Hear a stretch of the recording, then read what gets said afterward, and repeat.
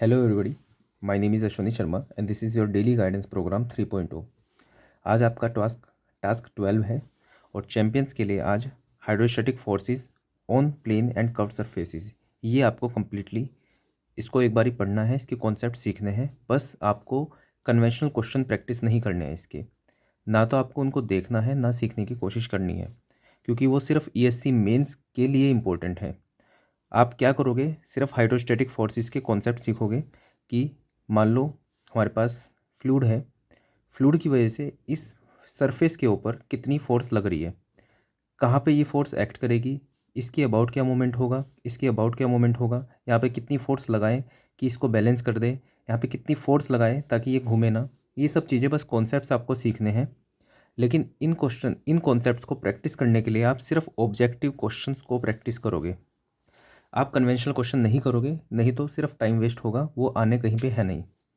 तो कॉन्सेप्ट आप नोट से सीख लोगे, जसपाल सर के नोट से, लेकिन आप प्रैक्टिस करोगे अपने एग्ज़ाम के अकॉर्डिंग। जैसे आप ईएससी के एग्ज़ाम की प्रिपरेशन कर रहे हो तो ईएससी के ही क्वेश्चन आप प्रैक्टिस करोगे।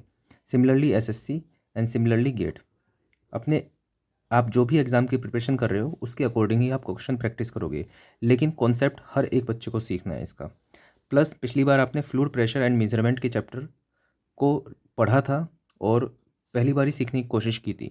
इस बार आप उसको रिवाइज करोगे, पिछला कोई कॉन्सेप्ट छूट गया होगा, ठीक है, एक बार और पढ़ लोगे, प्लस इसके क्वेश्चन भी प्रैक्टिस करोगे और इसके भी ऑब्जेक्टिव क्वेश्चन आप प्रैक्टिस करोगे। ईएससी पीवाईक्यू से, एसएससी जेई पीवाईक्यू से, गेट पीवाईक्यू से और वाईसीटी एई, जहाँ से भी आपको सही लगे वहाँ से आप प्रैक्टिस कर सकते हो। ठीक है, ये है चैम्पियंस का वर्क। लेजेंड्स को क्या करना है, चैम्पियंस वाला वर्क तो करना ही है, साथ में उन्हें आरसीसी और इरिगेशन का टेक्निकल बूम कंप्लीट करना है। आगे बढ़ते हैं। जो बच्चा एसएससी जेई 2024 की प्रिपरेशन कर रहा है उसको आज रीजनिंग में अरिथमेटिकल रीजनिंग और मैथमेटिकल ऑपरेशन, इनके क्वेश्चंस प्रैक्टिस करने हैं। 30 मिनट्स एटलीस्ट आपको देना है रीजनिंग को। अभी से आप 30 मिनट देते हुए चलोगे तो जो आपका मई में एग्ज़ाम होने जा रहा है उसमें आपके 50 में से 50 नंबर आने की बहुत हाई चांसेस होंगे।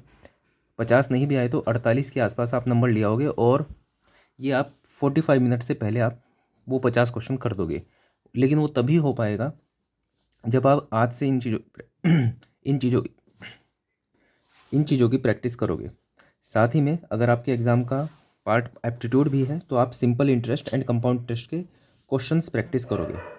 तो ये था आपका आज का टास्क। मैं क्वेरी इसलिए नहीं ले पा रहा हूँ क्योंकि मैंने अभी CPWD जेई ज्वाइन कर लिया है और वहाँ पर थोड़ा सा मेरा हेक्टिक स्केड्यूल हो रहा है, टाइम मैनेज अभी करने में दिक्कत हो रही है क्योंकि अभी स्टार्टिंग का फेज़ है। तो कुछ दिनों तक ये दिक्कत आएगी, इसलिए मैं टास्क आपको देता रहूँगा। अभी भी मैं काफ़ी टायर्ड हूँ लेकिन फिर भी मैंने कोशिश की है आप लोगों को टास्क देने के लिए। तो इन टास्क की थोड़ी सी रेस्पेक्ट आपको रखनी है और डेली आपको प्रैक्टिस करनी है, डेली आपको पढ़ना है। ठीक है, तो ये टास्क आपको कंप्लीट करना है और टास्क 11 आपने कितना कंप्लीट कर लिया इसको भी अपडेट करना है इसी वीडियो के नीचे। तो that's all for this video. Thank you.